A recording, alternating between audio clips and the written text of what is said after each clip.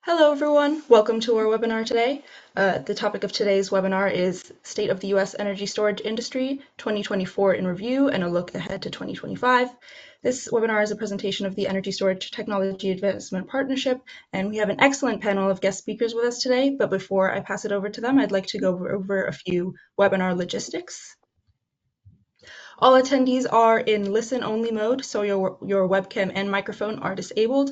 If you would like to submit questions and comments, you can do so via the questions panel.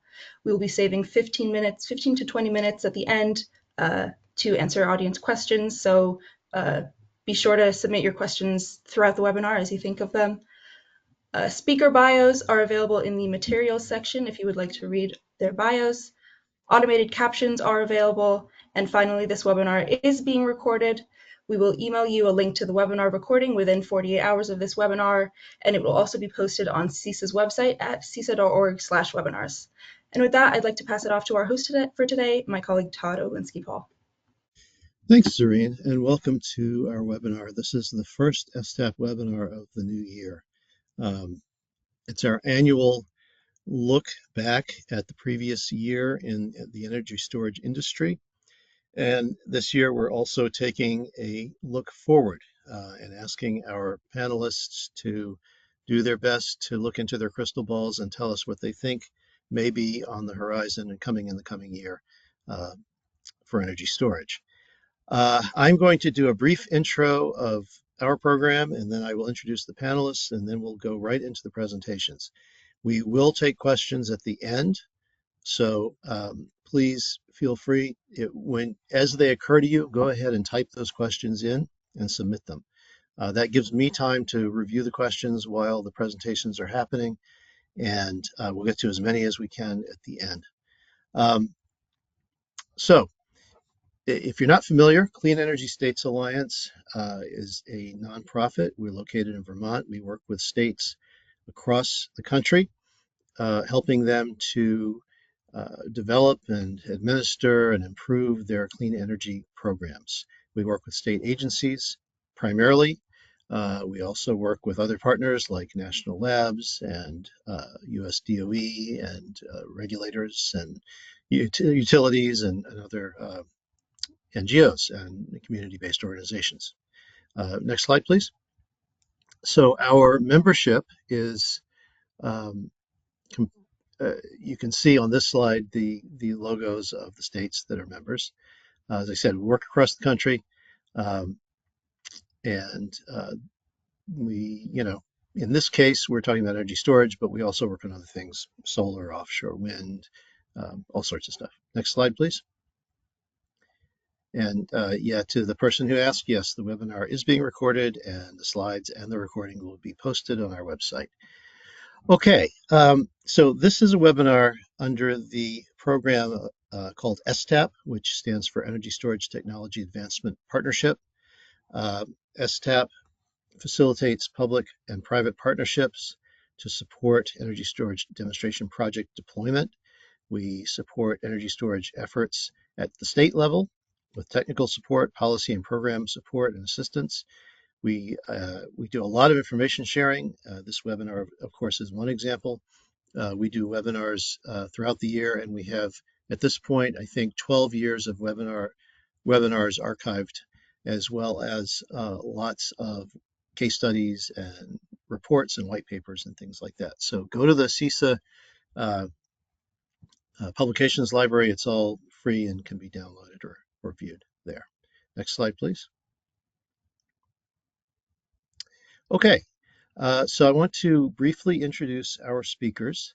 I'm going to do a very brief introduction to set the context for today's webinar. Then we will hear from Darleen DeRosa of STEM, Joan White of the Solar Energy Industries Association, Jim Greenberger of NAATBatt International, and Russ Weed of CleanTech Strategies, LLC. And I have to say, these are some top-notch people in the industry that have been around for a while and will have some very interesting observations, I think.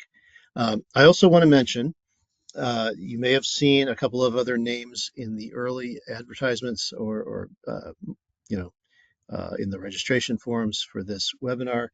Dr. Imre Zsuk will not be able to join us today, and Will McNamara will not be able to join us today, and we're sorry about that, but hopefully they can join us again in a future webinar.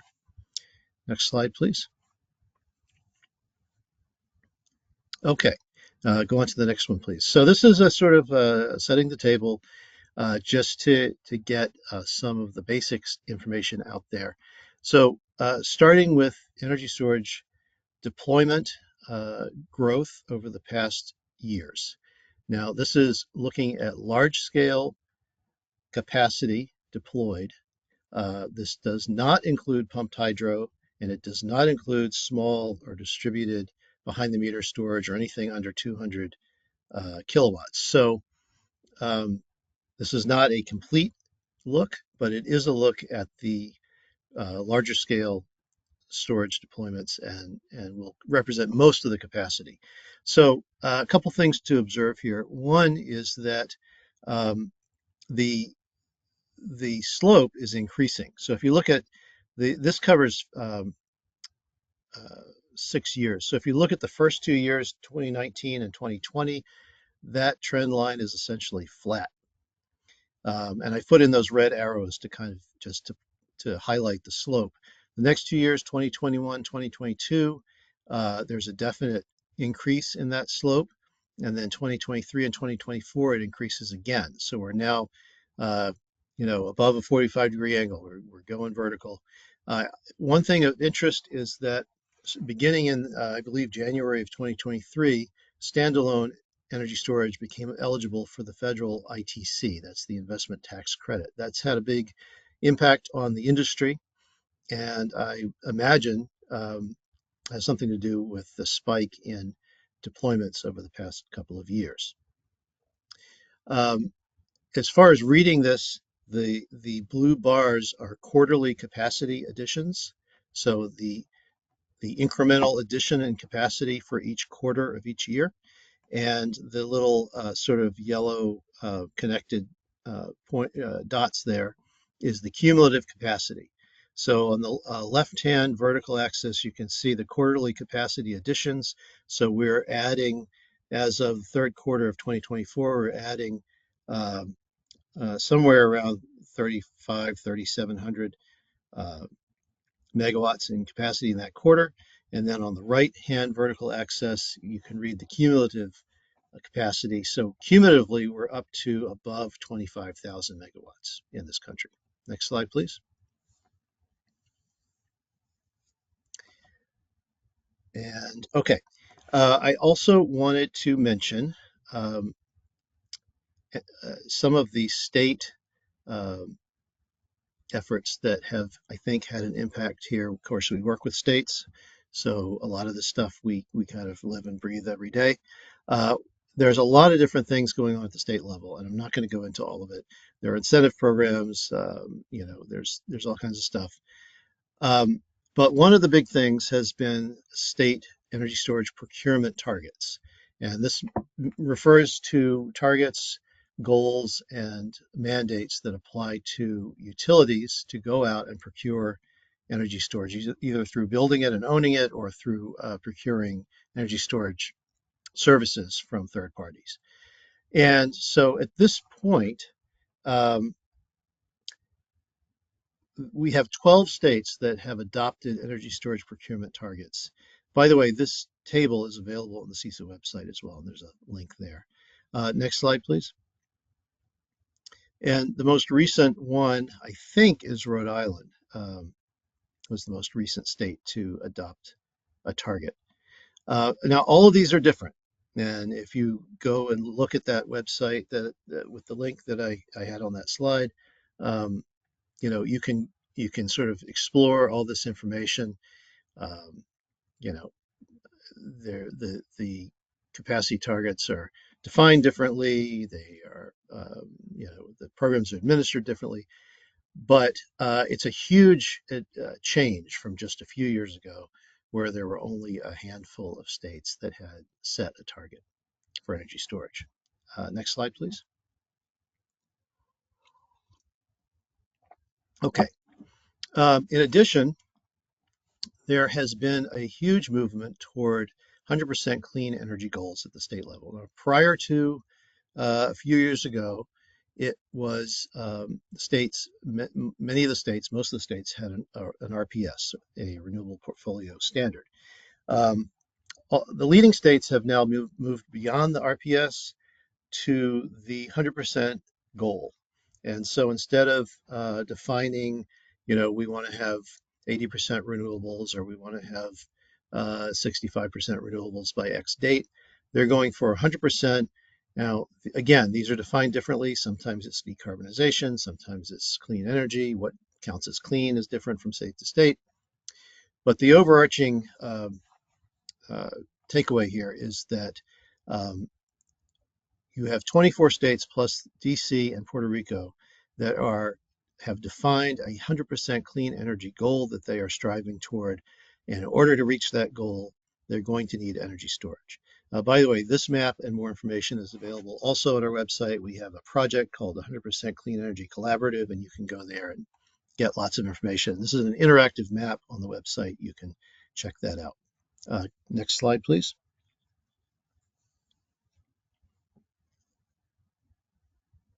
Okay, I guess that means I don't have any more slides. So I will pass the microphone here to Darleen DeRosa, who's our next presenter.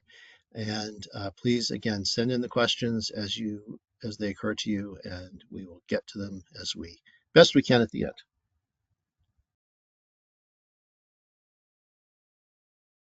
Hi, everybody. Great to be here with you today. As Todd mentioned at the beginning of the call, I lead policy and regulatory affairs at STEM. And for those of you not familiar with us, we develop and deliver AI-enabled software and services that empower our customers to plan, deploy, and operate clean energy assets.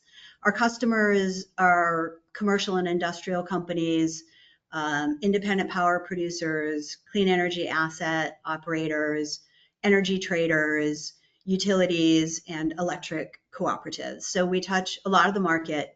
We do not play in the residential space. So the observations I'll share with you today are focused on the areas that I just described. Right now, we have about 25 gigawatts of solar assets under management and a little over 6 gigawatt hours of storage assets under management. Next slide, please. This is a look at our customer footprint right now, and as you can see, we're operating pretty widely. We're in 33 states now, and I'm going to focus my time on state energy storage policy. But before I dive into the states, I wanted to share from my perspective, working in the policy arena, an observation about the energy storage market in 2024. And that is, Todd talked about the growth that we saw in 2024, and that's coming off a very high growth in 2023. What I really saw happening in 2024 is because this growth in these deployments really started to hit critical mass in ways that really we've never seen before. You started to really see energy storage start to play a much more central role in grid operations and proving its value for grid operators on a variety of contribution areas. As we all know, storage is very flexible, but certainly in the areas of grid resilience and reliability, storage really shone in 2024. A couple of states that I'll point out for that are California and Texas. And what's interesting there, again, from a policy perspective, is California and Texas could not be any more different than they are on energy policy frameworks. Yet they are, the two biggest energy storage markets. California, I believe, is at 13 gigawatts now of installed energy storage, and Texas is at 8 gigawatts. But Texas is the fastest growing. So you have an environment where in both of these states, where you're seeing these significant deployments, these states, through different mechanisms, are making the most of storage, and storage is making a significant contribution to the grid. So for me, that shows and demonstrates really the power of storage. Next slide. I'm going to skip some of these, Zareen, just because Todd covered them. I'm going to cover one thing on this, which is Texas does not have a carbon-free goal or renewable energy goal, and is, as I said, a top and growing energy storage market. So that's something that I wanted to share on this slide. Zareen, you can move to the next one. I did want to point out on for 2024, Todd talked about Rhode Island and Massachusetts. Very, very early in 2025 did increase their energy storage targets to 5 gigawatts by 2030. And that was part of a pretty significant overall energy plan that they rolled out, law that they passed early in 2025. Next slide. This one we can skip over, Zareen, and I'm going to dig into the next one. Okay, so this view is not meant to encompass, given the time that we have, every single thing that happened in energy storage in 2024, but I want to give you the highlights, what I think was important, and look ahead to 2025. So I'm going to start on the East Coast with New York and New Jersey. Both have significant energy storage targets, 6 gigawatts for New York, 2 gigawatts in New Jersey. New York made significant strides over 2024 in moving their incentive regulatory proceedings forward for both the retail and the bulk markets. Where that stands now is that the PSC must approve the implementation of those plans. Timing on that is TBD, but it would likely be first half of 2025. Importantly, there is proposed new fire code language that was released in September 24, and I think it will be around June 2025 when that gets codified into New York code for the state fire code. New Jersey went silent for 2 years on their incentive proceeding, but much to my delight and many others, that got started again late in 2024. Right now, the plan for New Jersey is to launch a distributed program in 2026 and a grid supply program in 2025. Those are TBD right now on timing and next steps. So I talked about Texas a little bit earlier, and for me in Texas, the singular, the big, if I had to pick one thing that was important to talk about, it's the thing that actually didn't happen. So for those of you following Texas energy policy or the energy policy process in Texas, there was an effort underway for a couple of years to take a new look at the ERCOT wholesale market with a structure called the PCM, or Performance Credit Mechanism. And ultimately, the Texas or the PUCT elected not to go through with this new way of managing their wholesale market. And that was essentially due to cost concerns that many different people had. So as you come into 2025, the Texas legislative session is underway. Texas legislature meets on odd years, so they are now starting to talk about bills and aligning their priorities really for the year. So we'll hear more on that. I do think you're going to see from Texas among these priorities, of course, grid reliability and affordability, but I think you'll see a lot more on the relationship between foreign companies and grid infrastructure. There is a law on the books called the Lone Star Infrastructure Protection Act. I think you'll see updates on how that has rolled out, and potentially some new mandates on foreign companies that are operating within the Texas grid. Illinois, not a great story for 2024. There was a bill for 8.5 gigawatts of storage mandate introduced, and it did not pass. I do think you'll see new storage legislation for 2025 come up for consideration. And then California, it really was, the summer of CAISO and dispatchable battery storage supporting the grid in a big way.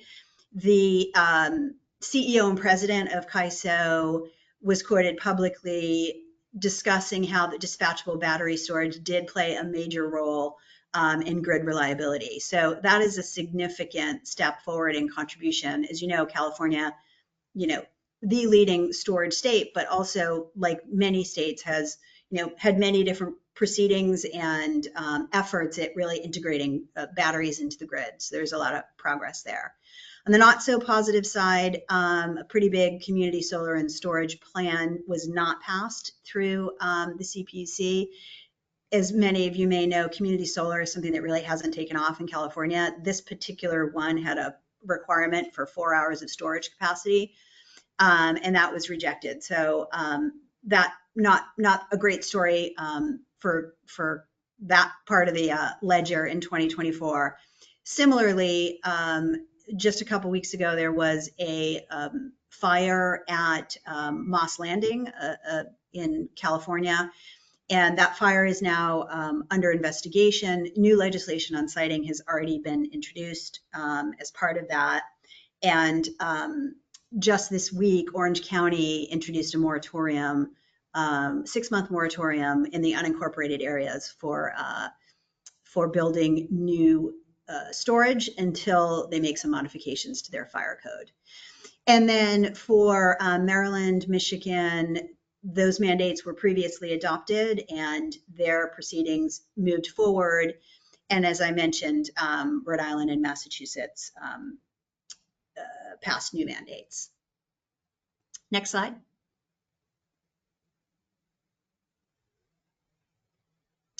I'm going to close out with what I think are policy trends to look for at the state level in 2025.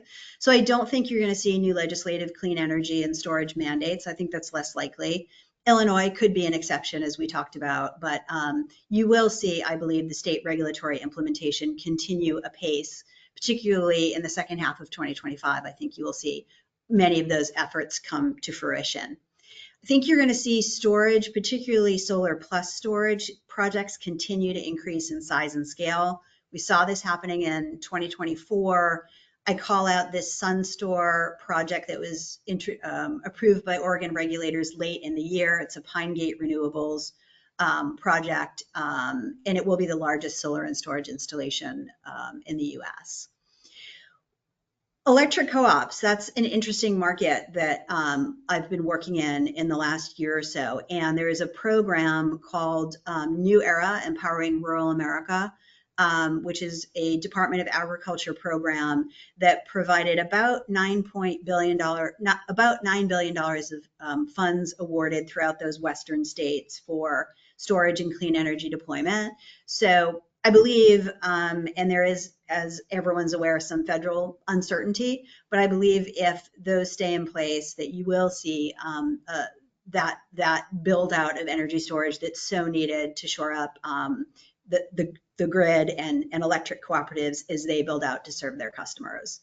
And then last, fire safety will continue to be prioritized. I think you're going to see those prioritized more in a more focused way, built into storage regulatory proceedings. Maryland has done that. They have a whole working group.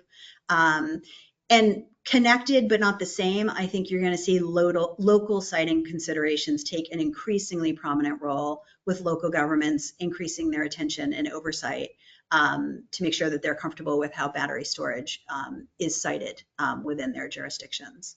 So with that, I'm proud to say I hit my 12-minute mark, and I am going to hand it off to Joan White, Solar Energy Industries Association, a advocacy group that I am very proud to sit on the board of. So Joan, I will hand off to you.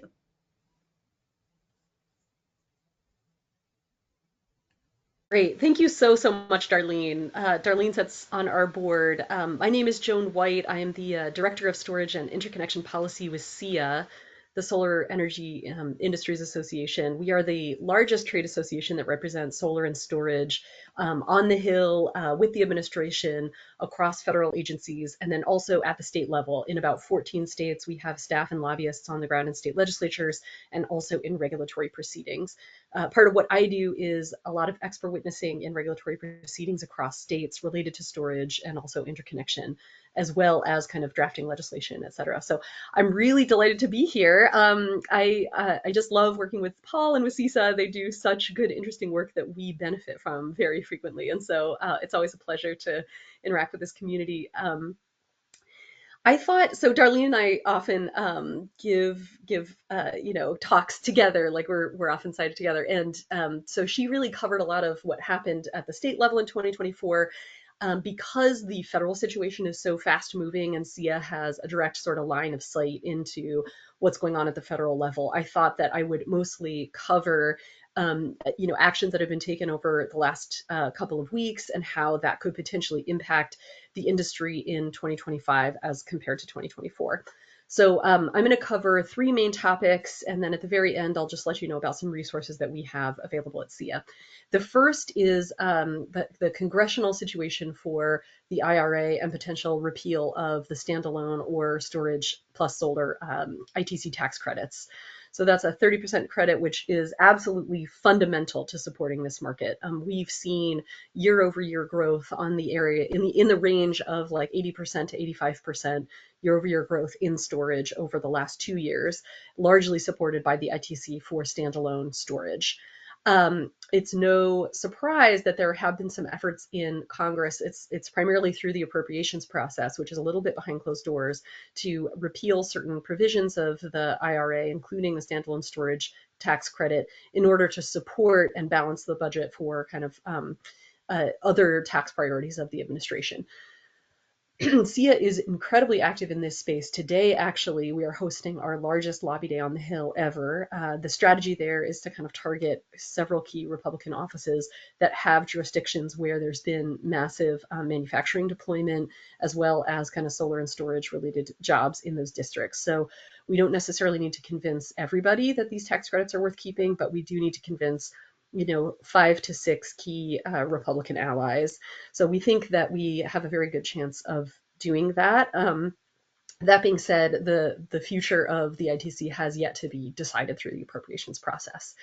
The next front federally that I'd like to cover is implementation of the IRA through the federal agencies. So there are several vectors of potential vulnerability to these tax revisions through the federal government. First is the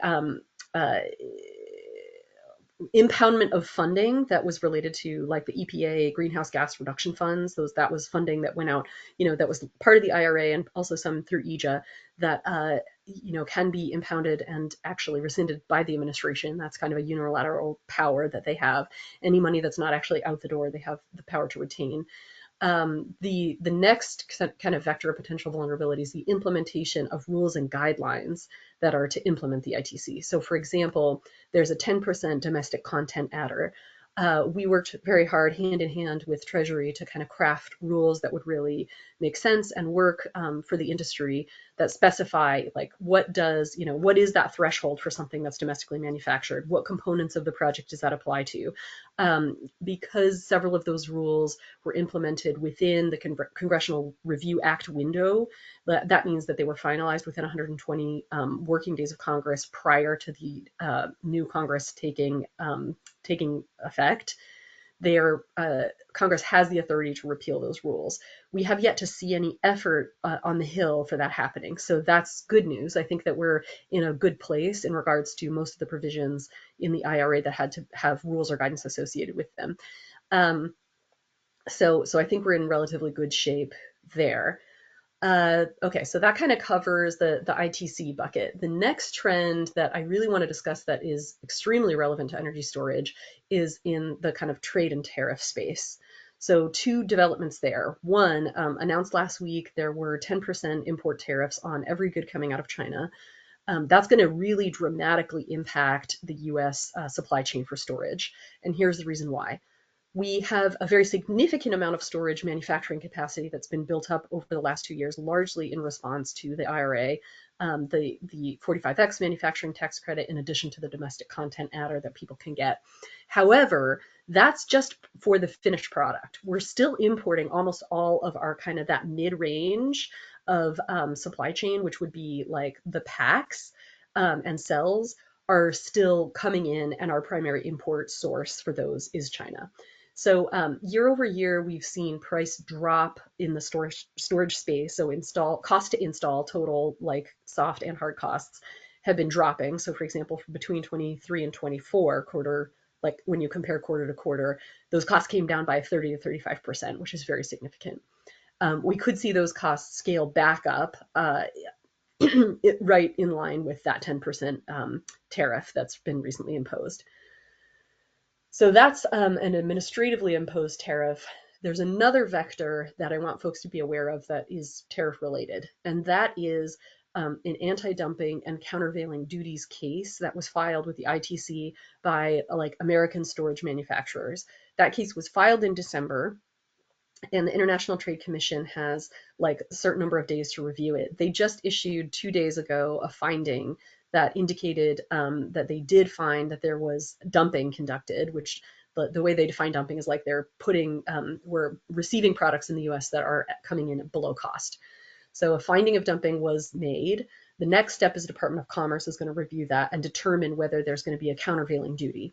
The level of that countervailing duty is calibrated to kind of counteract the level of subsidy that is being perceived from the country of origin, in this case, largely China, but several other kind of South Asian nations, East Asian and South Asian nations. So the scale that was suggested in this filing with the ITC was that there's subsidies of between 8 and 900%. If Department of Commerce were to make a finding that we need to increase tariffs on imported, and this is all for active anode material specifically, and it's active anode material, pure, diluted, in a finished product. So this would affect like every battery that is coming into the US, both for EV and standalone BESS connected to the grid. That could be on the order of 8 to 900% import tariffs. If that hits, that's going to very dramatically impact the storage market. So we've got Congress, we've got administration, we've got tariffs are the biggest uncertainties right now in the US market that could potentially affect the demand side. I agree with Darleen 100% that in moments when the federal government is wavering in its support for clean energy, we've seen states really step up to the plate. So I expect a lot of state activity related to bills that were already passed. Implementation of those bills, we expect that to step up. And we've already had calls from several states who were kind of slow walking some of their programs, who now want to accelerate deployment, start rolling programs out as soon as summer of 25. So I think in that regard, we're seeing some hopeful developments on the state level. And that's specifically, I'm thinking of Maryland and New Jersey in that regard. I probably should have tracked. I think I might be getting close to my talk. So maybe I'll just let you all know about a few resources that we have available at SEIA. So why don't we jump to the next slide? SEIA recently put out a white paper on energy storage that lays out kind of a high-level vision for where we can go for American energy storage, and then also gives us the steps to get there. So the white paper contains some market data, which was the stuff on the last slide, kind of on prices and then also market deployment year over year. It's on our website, which is SEIA.org. And if you could go to the next slide, please, that would be great. The paper lays out a goal of getting to 700 gigawatt hours by 2030. Compare that to our business as usual projected scenario, which would be around, if you just count on exponential growth year over year, that would get us to about 450 gigawatt hours. So that's a roughly 50% increase in where we expect storage to be. And we chose this number just based on kind of some deep decarbonization studies and also reliability studies that show as your grid gets more renewable to really provide that backbone and that reliable power that you need to have a very high level of storage deployment in order to keep the grid running. Of this goal, we've set a sub-target for around 10 million residential systems. That would be about 140 gigawatt hours in residential. And we expect the majority to come from utility scale deployment. Right now, the market is split about 12% is residential commercial, with the other 88% being grid scale, kind of large utility scale connected systems. So we kind of kept that split somewhat similar to what it is today. Next slide, please. We also, in this white paper, go into a high level of detail as to the policies and programs that could potentially get us there, but they fall into three broad categories. One is to even the playing field, so providing storage sort of equal access to markets, like specifically wholesale markets through FERC, rationalizing the way that interconnection works, so you're not modeling under worst case scenarios, things like that. So making sure that storage can access markets and grids on an equal footing with other sources. The second is to maintain and build financial support. So even if you had complete wholesale market access, that's not really enough to get a lot of projects over the line. So we do need to see ongoing financial support in the form of the ITC, in addition to state level support to provide that missing money. So we've seen that in California through resource adequacy contracts, New York and New Jersey rolling out similar programs. So that remains critical. And then third, a big policy goal of SEIA that we are standing behind is storage as an equity asset. So the capability of storage to provide resiliency benefits to the most vulnerable communities, those who have been impacted through the fossil system, worsen air quality, et cetera, taking those peaker units offline, using storage to clean up the air for those vulnerable communities, and then also providing like specific LMI incentives for the elderly and medically vulnerable people. Those people need electricity during outages, and it's up to the states, and maybe someday the feds, to provide additional financial support that those communities in need can access this critical technology. Next slide, please. For this group, I think this is particularly relevant. We also released just recently a 50-state comprehensive guide to storage policy across the US. This is available on our website. And you can click on the state, it'll give you a brief overview and then a really high level of detail, like, is it a utility program? How much is the incentive? When does it run out? What do the tranches look like? So that's a really great resource that's free and publicly available, and I definitely recommend it for folks who are looking for new markets to break into, and then also for state regulators. You can kind of compare across states what folks are up to. So I think what I'm going to do next is just hand the mic back over to Jim, who's going to take over, and we're going to take questions at the end. So if you have questions, just go ahead and drop them in the chat, and Todd will be moderating those toward the end of the webinar. So thank you so much for the opportunity. I'm very happy to be here. Thank you very much, Joan. My name is Jim Greenberger. I'm the Executive Director of NAATBatt International. NAATBatt is the trade association for advanced battery technology in the United States. Next slide, please. NAATBatt was organized as not always a trade association. We were organized back in 2008 as a manufacturing consortium, actually based on an organization called Semitech in the semiconductor industry. The vision at the time was to create a fab for manufacturing batteries in the United States, anybody's batteries, take no intellectual property interest in those batteries, but study intensely the question of the manufacturability of those batteries and go forward from there. In retrospect, it's sounding today like a better idea than it sounded at the time. Suffice it to say, it was not an idea that was ultimately endorsed and backed by the Department of Energy. So in 2010, we reorganized NAATBatt as the trade association it is today. Today, we have 385 corporate and research members from all up and down the advanced battery supply chain. We are dedicated to promoting the development, manufacture, and use of advanced battery technology in North America. I would point out that probably unlike the other speakers today, NAATBatt is not a policy shop. We engage in absolutely no lobbying. We are purely an industry association seeking to advance the interests of industry and develop more advanced battery technology in the United States. Next slide, assuming slides are visible. A couple of the projects that we're doing at NAATBatt that I just call your attention to. The first is LiBridge, which is a public-private partnership between the federal government and private industry. It exists for the purpose of providing the federal government and federal government agencies easy access to the leading companies in industry with knowledge of batteries and energy storage. So that policy can be discussed at a very high level. Again, no lobbying or advocacy involved in that as well. We are simply a resource to government. Second, and next slide, assuming the slides are visible, the lithium-ion supply chain database. A couple of years ago, our members got together and decided that there was no easy way to get information about who was doing what in North America in the lithium-ion supply chain database. So we charted out the entire database, and we have since then contracted to have all of the participants in the database tracked in the database. So anyone, and it is available to anyone at absolutely no cost. You can find it on our website under the resources tab. You want to know who all the separator manufacturers are for lithium batteries in the United States, you can go onto our database and find that information, again, at no cost. So this database is updated every 6 months.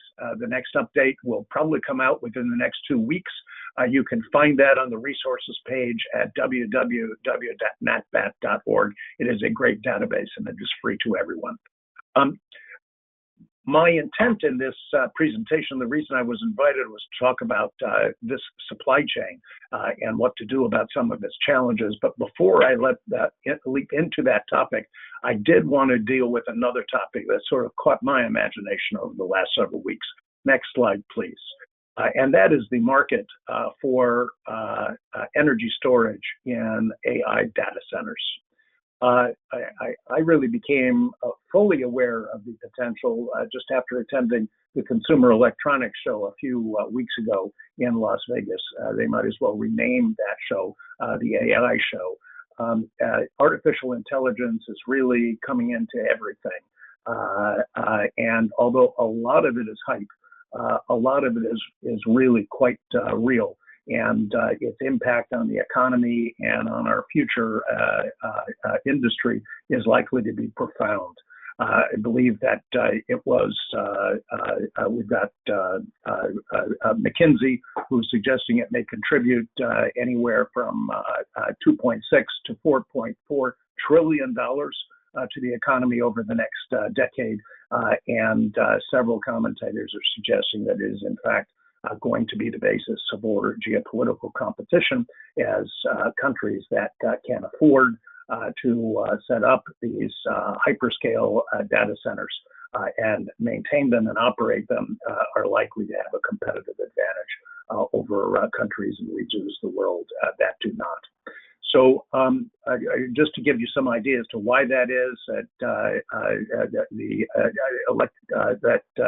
it takes about 10 times as much energy to run a query on ChatGPT as it takes to run a Google search, and the resulting demand on electricity by these data centers is huge. You'll see in the graph on the right, the recent study released, I think, just in December 2024 by Berkeley Lab suggests that by 2028, the electricity demand of AI data centers is going to account for somewhere between 6.7 and 12% of total electricity demand in the United States. To put that in perspective, if it's 12% of electricity demand, that is roughly equal to the contribution of electricity to the total U.S. electricity grid by all variable renewable sources, the wind and solar. So we've got a demand level of a very specific size. Next slide, please. So why does this make a difference to energy storage? Why do we care other than just a very interesting increase in total demand for electricity? It is because data center usage looks an awful lot like the variable usage of solar and wind, obviously on the demand side, rather than the supply side. The energy demands of AI data centers are quite variable. It depends on computation and when the computations are run. The data center manager can manage those computations to some extent, but to some extent they cannot. And average fluctuation at peak time in the data center is between 20 and 50% fluctuation during peak times. That is an energy resource that has to be managed by the data center owner. And energy storage can be a very important part of that management. The key term for all of us in the energy storage community to learn and to be talking about is something called dynamic resource allocation. Energy storage is going to be part of dynamic resource allocation for AI data centers, and that energy storage and the management of AI data centers promises to be a huge and rapidly growing market for our industry in years ahead. Next slide, please. So if the energy storage is going to be so essential to the economy of the 21st century, because it is a necessary a component of the AI data center. Where do we stand in terms of actually securing our supply of energy storage materials? And for the moment, I'm just going to talk about lithium-based battery materials. There are obviously other chemistries out there that might be stepped up to address energy storage demand. But looking at lithium ion, which is the lion's share of the market today and will probably remain the lion's share of the market for the future, we are looking at sort of a dire situation in terms of the supply chain in the United States. China today controls about 80% of all cells, cathodes, materials, and separators, about 85% of separators, and about 90% of electrolytes, and upwards of 95+% of anode materials. If due to political manipulation or otherwise, those supplies were interrupted to the United States, we would effectively be unable to deploy the kind of energy storage that we need to run our data centers, to balance our renewable energy resources and the like. So addressing the supply chain challenge is a real important problem that we're facing. Now, next slide, please. One of the things to understand is why this happened. Really two reasons why China has dominated the supply chain. Number one is because, quite frankly, over the last 10 years, probably 65 to 70% of all battery electric vehicles have been produced in China. So clearly there is a reason why its domestic producers would have a leg up on everyone else in growing capacity. But it's also due to the fact that China has had a very intentional industrial policy of encouraging the development and the consolidation of a lithium battery supply chain in China, and that has really dominates the market today. But I think we need to look at this problem maybe a little differently than we have, and stop feeling so sorry for ourselves, and take a look at it from the standpoint of the fact that China has actually made a mistake. They've over-subsidized this particular industry. There's a reason we don't do industrial planning traditionally in the United States. That is because the free market tends to have a track record that's better than any central policymaker at the time. And this has been no different in China. Right now, capacity in China for the lithium battery supply chain is somewhere between 6 to 7 times worldwide demand for the batteries. They have a huge overcapacity problem. And that becomes a problem for us because as we try to build that capacity in the United States, China knows that eventually the market will catch up with that overcapacity, so they don't want to shut their facilities down. And they need to keep them alive by selling their products for whatever they need to sell them for in order to keep those factories operating. So we are likely to see an undercutting of any efforts domestically to build the supply chain by low-cost Chinese supply for as long as we allow that supply to come in. Next slide, please. So what do we do about the China problem? How do we take advantage of their overinvestment and nevertheless protect ourselves from the disruption of our supply? I think there are really two keys to it.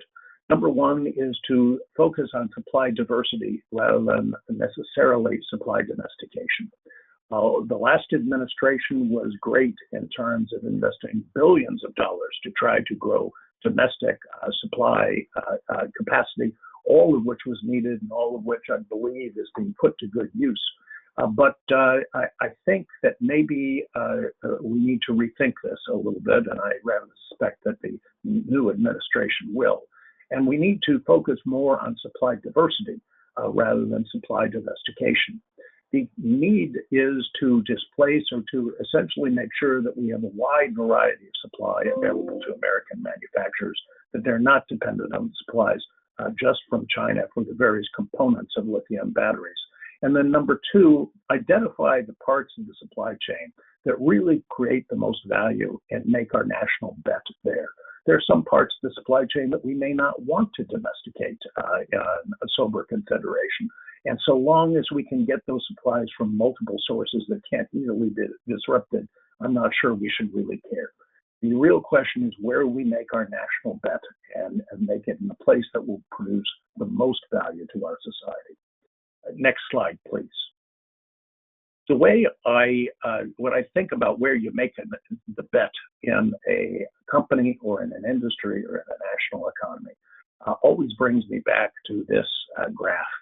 This was developed by the founder of Acer Technology, Stan Shi, back about 20 years ago. It's called the smile curve. He graphed out where value is created in a business or a national economy. And when you graph it out, it looks like a smile. You have the highest value creation early in the product development cycle with R&D and design, and then late in the product cycle with branding and sales and customer service. The in-between areas, the actual assembly, doesn't really add all that much to value creation. And when you graph it all out, of course, it looks like a smile. And as we think about where we want to make the national bet in the supply chain, I think we probably need to think a little bit about how Stan Shi's smile curve might apply. Now, is this just academic theory? Is there actually a practical business case to be made for this? Well, next slide, please.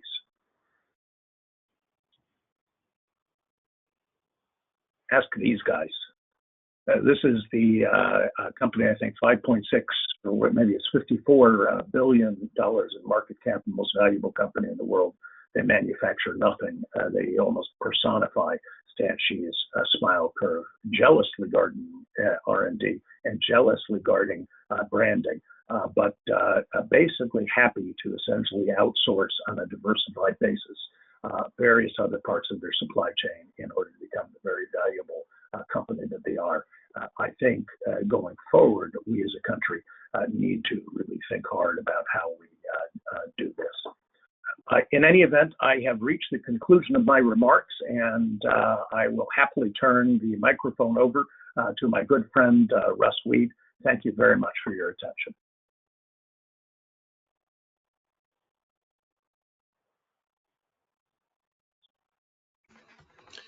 Thanks, Jim.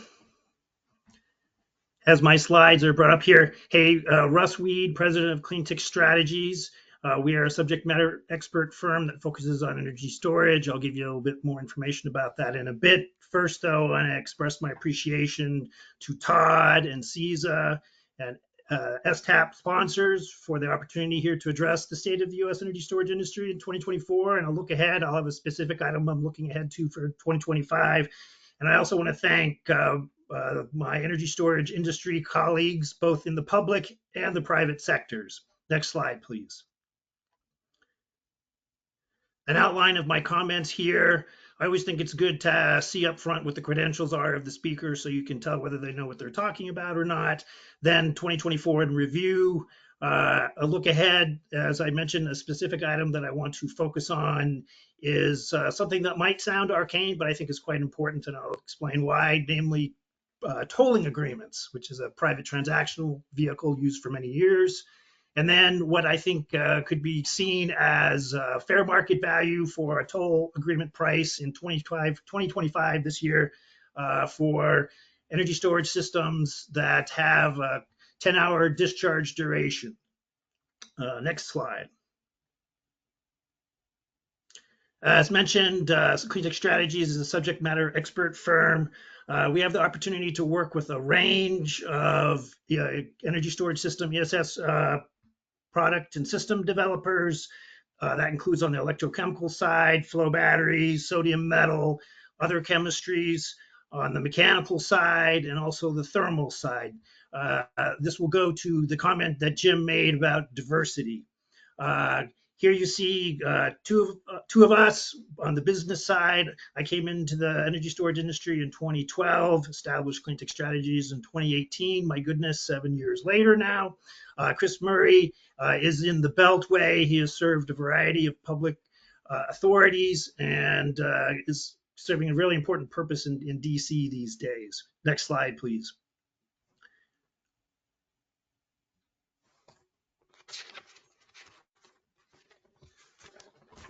We also work on the technical side. Kurt and Dave. Kurt is a PE, and he's worked for decades now in automation and grid modernization.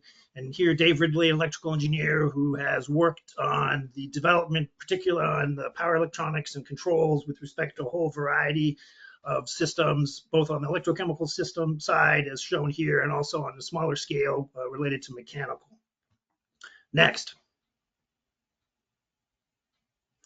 Okay, so for the year in review, I've got two slides. One focuses on ESS, or product. Some of you may have heard my glib comment before, that is a takeoff on the movie saying, build it and they will come. Do the converse of that and make it native. Just because they come, and that's utilities, IPPs, finance people, it doesn't mean the products are going to be ready.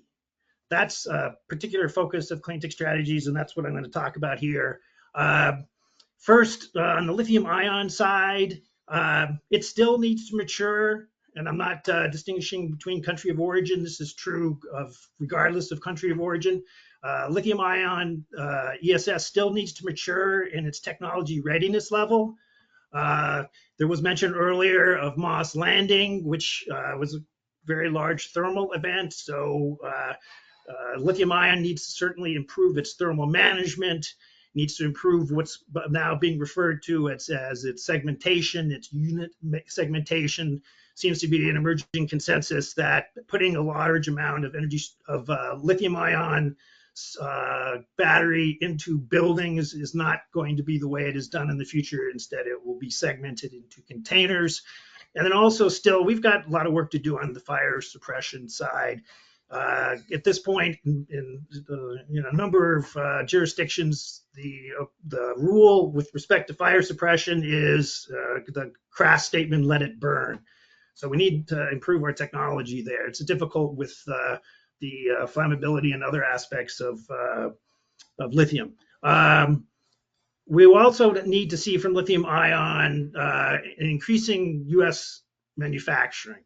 That has to do with the DoD. You may have seen that the CATL system at Camp Lejeune was removed. You may have seen that CATL has been added to the list of companies seen by the DoD as supporting the Chinese military. You will have seen that the ITC presently has an adder with respect to U.S. content and may well be added as a requirement for all ITC going forward as part of the IRA 2.0. And of course, as discussed earlier, we see tariffs. And not just U.S. manufacturing. We're going to need U.S. manufacturing that achieves a high manufacturing readiness level. And I agree with Jim's point that we need to segment, to use that term again, specifically what items that we're talking about there. It may not be the cells on the lithium side. It may be the BMS and the thermal management system and a whole bunch of other key components for a lithium ion system. Now, turning to the non-lithium energy storage systems, this goes to the importance of diversity, supply chain diversity, and the smile curve, Jim, thank you. There is a significant amount of research and development and deployment that's going on, demonstration that's going on with respect to non-lithium. So the TRL is increasing, the MRL is increasing.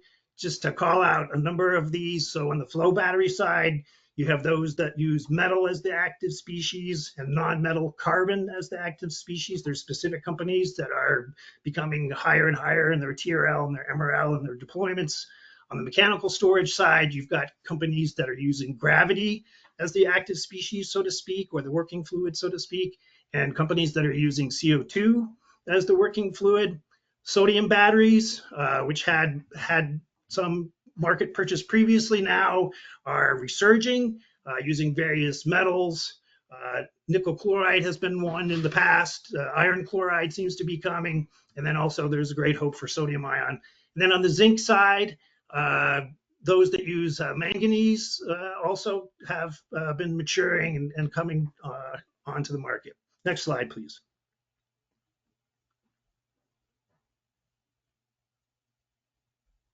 And speaking of the market, and with appreciation to my colleague Will McNamara on our continuing discussions on this, on the organized market side, the independent system operators, the regional transmission authorities, the states, they need to speed up. So I really appreciate CESA's work with respect to the states. We need more work on the ISO RTO side. They need to speed up on developing and implementing compensation structures for ESS. We now have them for up to 4 hours storage. At one point, we didn't have it at all. Then we had pay for performance for 755, if you go back in history. We need a comparable for that with respect to ESS that will provide you on a daily basis a total, not continuous, of 4 to 10 hours discharge in a day, which does entail a certain amount of round trip efficiency in order to do that within one day.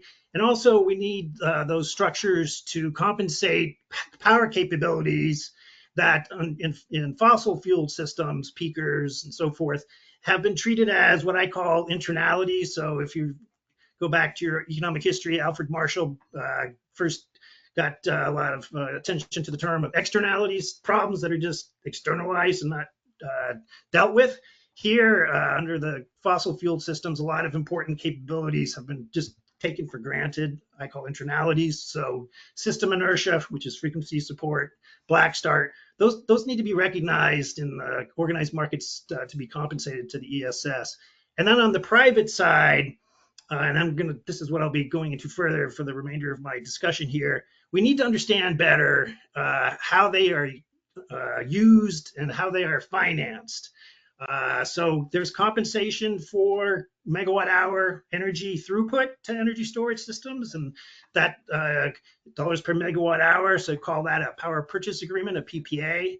But also I think it's really important that we keep in mind the time-tested compensation of a private structure of paying for megawatts of dispatchable capacity. And that's the old term for that is tolling agreement. So there you're paid dollars per megawatt.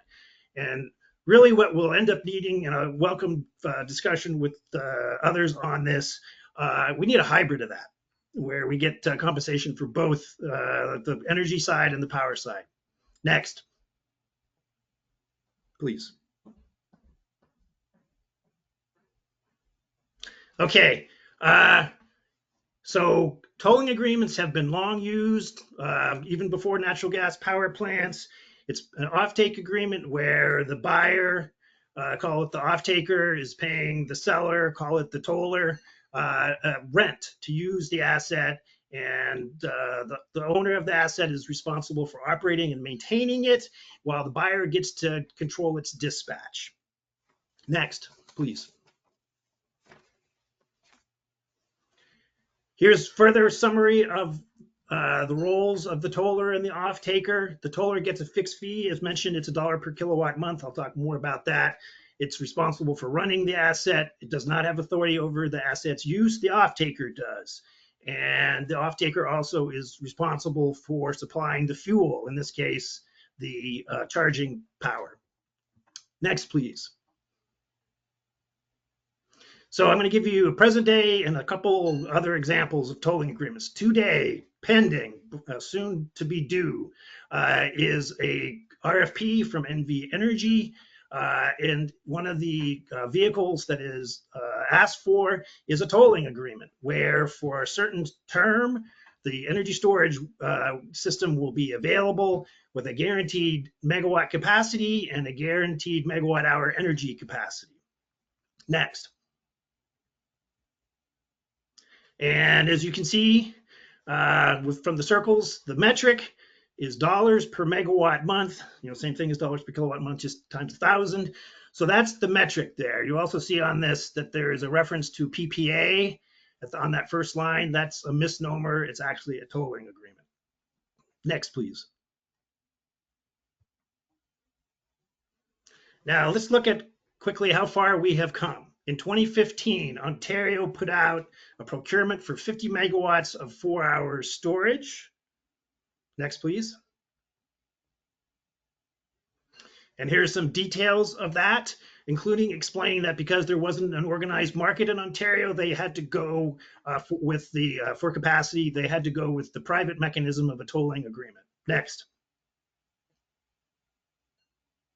And here was the number at that time, 10 years ago, $23 per kilowatt month. So for every month that the energy storage system was available for each kilowatt, the toller was paid $23 per kilowatt.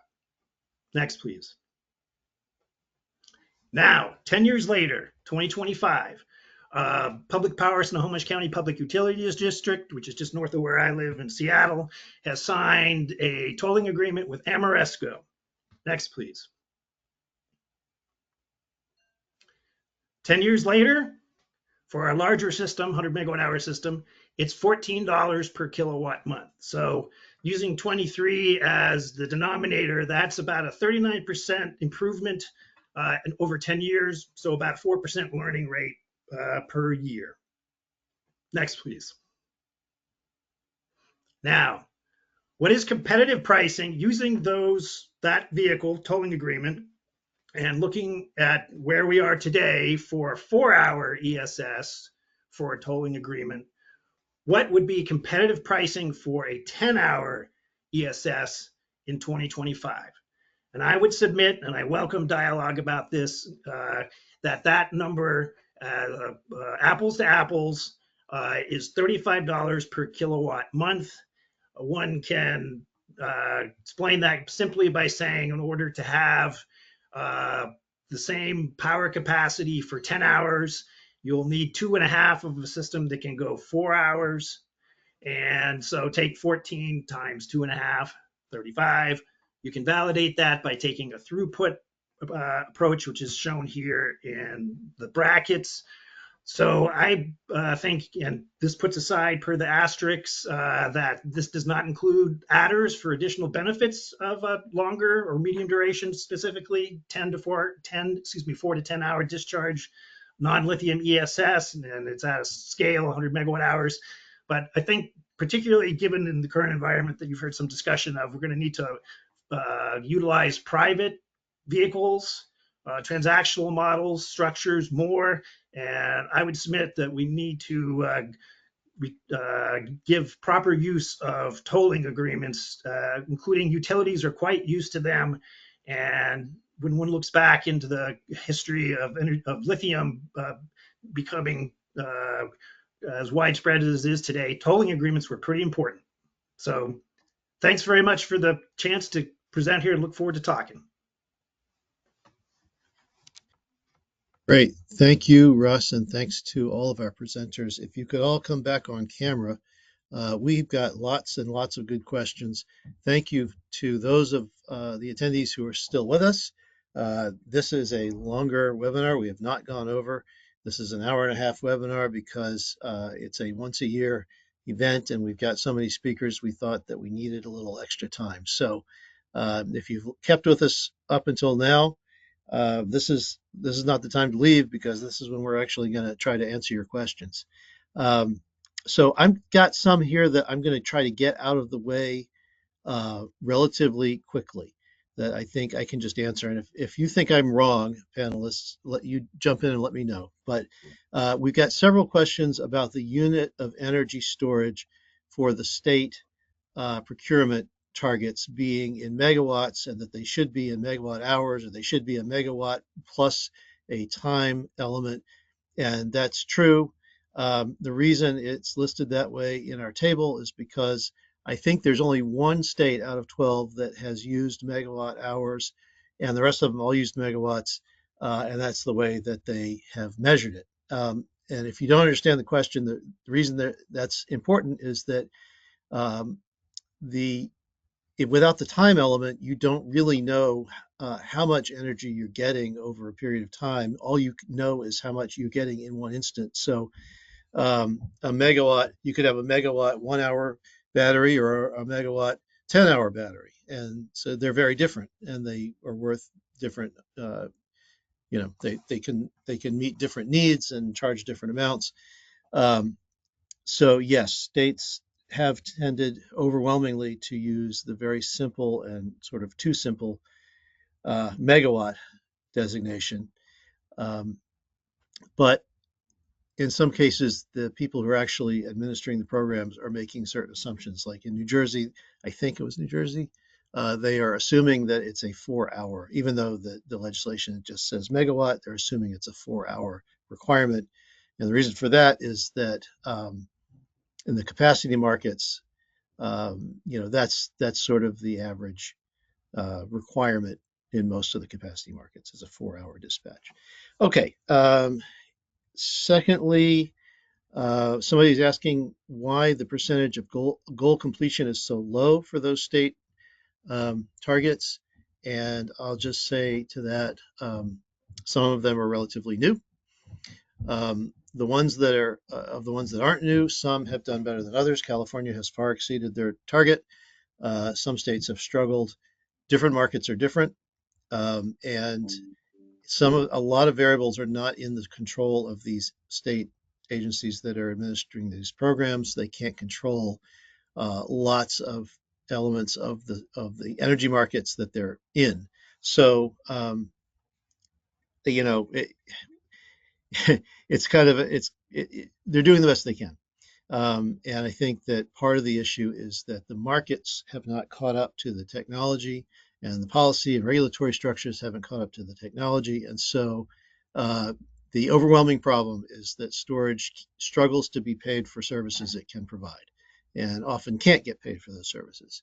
And so if you can't get paid, you can't provide the service. And if you don't provide the service, then you're leaving money on the table, and that's the issue.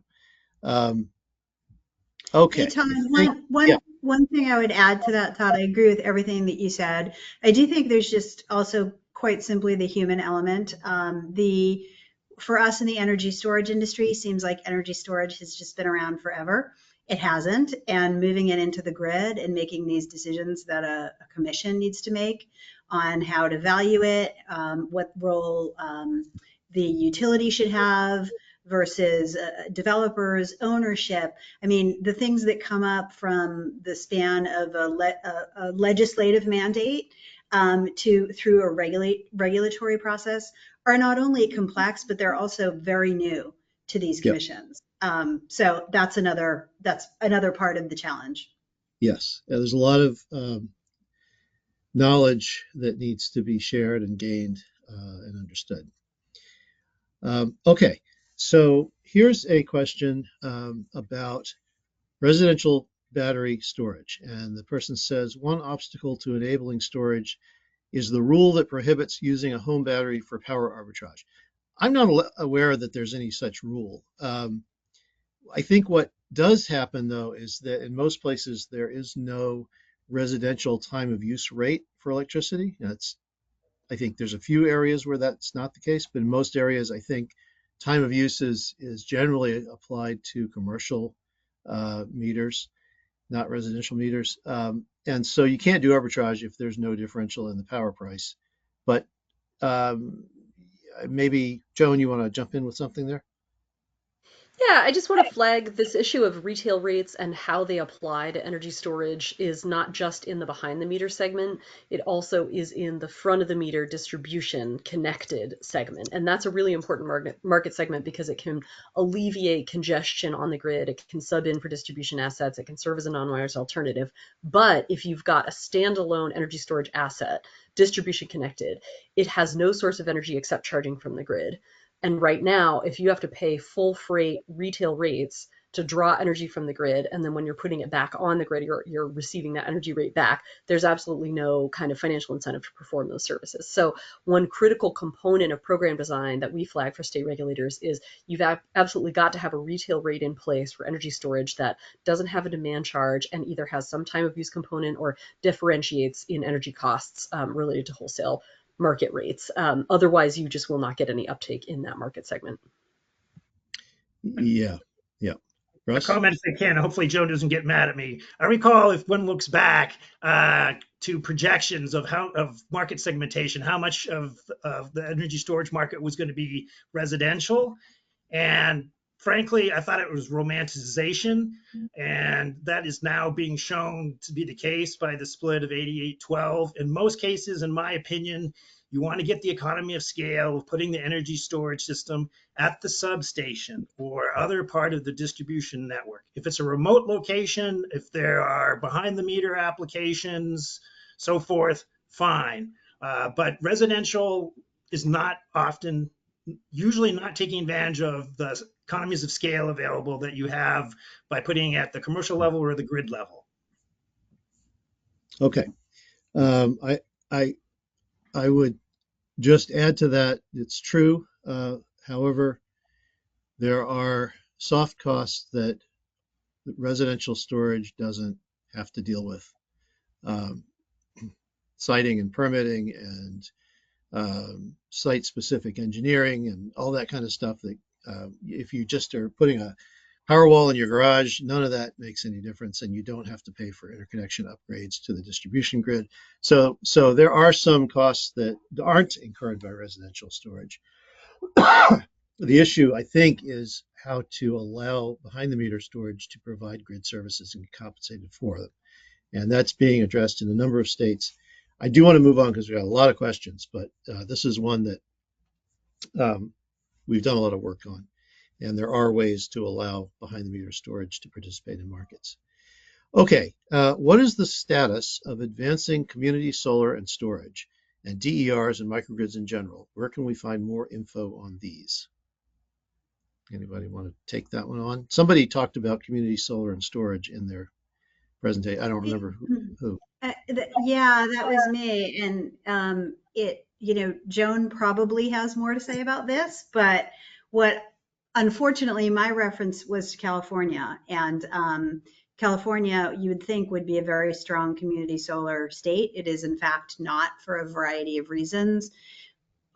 There was a lot of regulatory work, a very, very promising program that was put forth over the course of 2024 that really just fell apart at the end and was not adopted. So that's where my focus was for community solar in 2024. I know there are states, and maybe Joan can chime in, where community solar has gotten much more of a foothold. Yes, I will say that we have a lot of growth work to do in the community solar plus storage space, including like how are those assets being used. And so there are unique opportunities to provide services to the distribution grid, including like potentially local reliability in addition to remote net metering, which is absolutely key to the LMI sector, to low and moderate income sector, to provide access to clean energy tech there, because multifamily homes are very difficult for siting both solar and storage. That being said, a lot of the community solar that's out there on the grid right now is oversized on the DC side of the inverter. And what I mean by that is that because solar panels were so cheap for so long, you kind of overbuilt your inverter size so that you would capture more of that shoulder period. Adding storage to those systems could really potentially provide some benefit in terms of increased revenue for those projects, and also potentially you've got to wire the grid up a certain way. You can't just like randomly microgrid parts of the distribution system. But when those are targeted, for example, at circuits that include critical community infrastructure, they can be very effective. So that being said, we work very closely with CCSA, which is kind of the community solar organization nationally, to try to promote community solar. And as a market segment, it's relatively small. Its impact to the lives of kind of people at the distribution scale is very important. So in terms of megawatts, it might be small, but we believe it to be very important. Great. So I just want to add one thing, and then I'm going to go to the next question, which is that I do think that there is a good argument to be made for community solar and storage, and also for a standalone community storage. It's not a model that's been explored much. It's something that I'm planning to advance over the next couple of years in one of our projects. So if you're interested, get in touch. I'd love to find out if other people are out there working on this. Okay, here's a question about fire safety. Regarding the fire incident under investigation, What are the preliminary insights, and how could this incident influence future legislation on battery storage siting and safety requirements? Sure, I can take that one. So that's the Moss Landing fire that I think you're talking about. I don't have any information on preliminary insights. I know there's an investigation underway, and I know that there's lots of resources being focused on root cause and what happened and why it happened. So don't have insights there. However, within 2 weeks of that fire, as you might imagine, there was new legislation proposed for siting, and that really is focused. That particular piece of legislation is focused on setbacks and where the infrastructure is in relation to certain public assets like schools or nursing homes. So it's really very siting focused, but I think you will see more legislation on the safety side of the equation. They are, different but related. What I will say also is that there are similarities to what happened 2 years ago in New York State. There were 3 battery fires over the course of the summer. And this was right around the time that New York had increased its energy storage target from 3 gigawatts to 6 gigawatts. Governor Hochul convened a task force that was extensive, followed a very long process, and that ultimately resulted in the new fire code that I talked about that will, I think, be adopted probably in the June timeframe. So unfortunately, sometimes these issues and incidents, are the inciting incident that causes much more attention to be paid to fire code, which, is incredibly important in how these issues are managed. So I think you'll see a similar process happen in California that happened in New York. And the good part of that is that because those processes are so thorough, they serve as models also for other states to follow as they're considering their processes, their fire codes, so that they can adapt where it makes sense and move faster on their own fire code and safety inciting concerns. Yep. Okay, we only have about 5 minutes left, so I know you guys have a lot to say about this. Can we just keep it brief? Anybody else on the fire issue? Absolutely.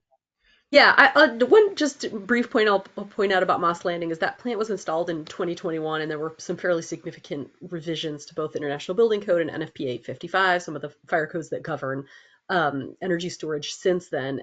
We were really actively engaged in this process. NFPA 855 is undergoing revision right now, as is the International Building Code, and so I expect those codes and standards to continue to improve. Joule for joule, energy storage actually has a much safer track record than many fossil sources. So I think it's important to consider it in the context of, the energy system in general is always going to contain a certain amount of risk.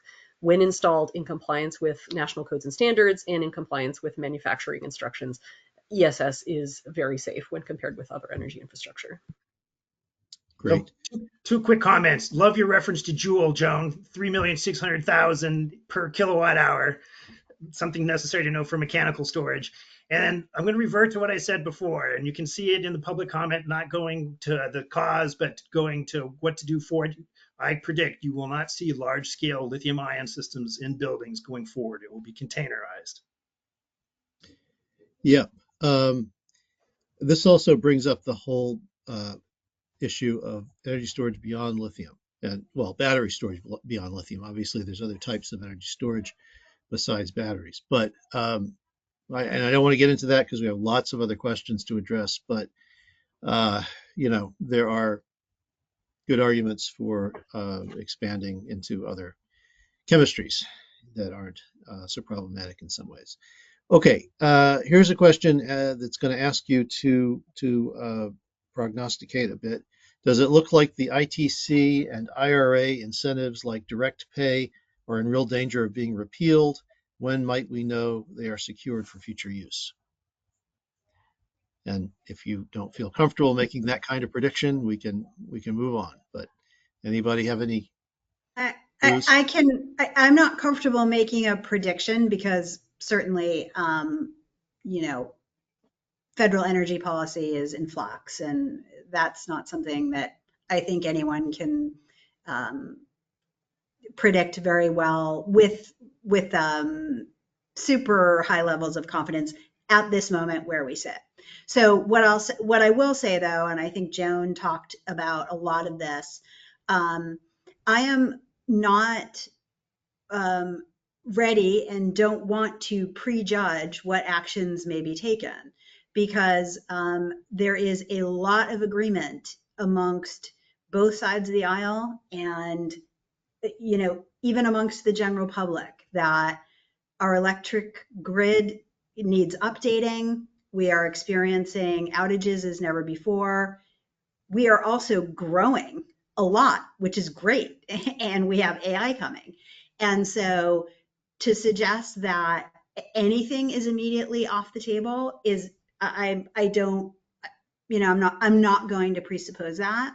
What I will also say is that I'll go back to some of my comments about energy storage, which is our being, you know, showing up as a grid reliability, resilience, affordability component and performing. And so, and, you know, frankly, at an affordable level and a fast level, you can build it much more quickly than you can other resources. So I think there's a lot to talk about, you know, with policymakers, and I'm in it every day. As Joan said, there's a big lobbying day happening today with SEIA. I am not there. My director of federal government affairs is there, but we are all engaged in framing this so that people understand the role that energy storage plays. Yeah. For those who may not have quite understood what direct pay is in that question, direct pay is a provision that allows nonprofits, municipalities, and other non-taxed entities to get essentially a payment in lieu of a tax credit for under the ITC, because Right. otherwise you can't take advantage of it. If you aren't taxed, you don't have any use for a tax credit. And that applies to electric cooperatives. Yeah. Right. So, and for the first time, direct pay is available to those electric co-ops who are building rural grids. So there's I think a lot of alignment on. Yeah. We do. Answer on the when question, we'll know when the Congress passes the reconciliation bill, which is going to wrap in a number of tax policies and a number of other matters. So that's the answer to the when question. Thank you. Great. We are at time. We're going to have to wrap this up. I'm sorry, Jim, did you want to jump in with something quick? I was going to make the quick observation that I think the people that are actually going to make the policy don't yet even know themselves what they want to do. So this is a time of great opportunity for the energy storage industry to get in the mix and advocate for our technology. And I salute my fellow panelists that are in the business of doing just that. Yep, and I will just say there's the threat level is very high. The ITC has survived many administrations, Bush 1, Obama, Trump 1. It's one of the most enduring tax policies that we've had. That being said, there are other components of the IRA that are under high threat. So now is the time to engage. Please don't be on the sidelines at this point in time. Well, that seems like a good stopping point. And I apologize that there are a lot of questions we did not get to. And that's unfortunately always the case. Thank you for attending. Thank you to our panelists. And we'll see you next time. Keep an eye out. We will send out information about the next webinar when we have it. So thanks everybody, and have a good evening. Thank you Take so care. much, Todd. We always appreciate the opportunity. Thank Bye-bye. you. Thank you. Remember, it's a marathon.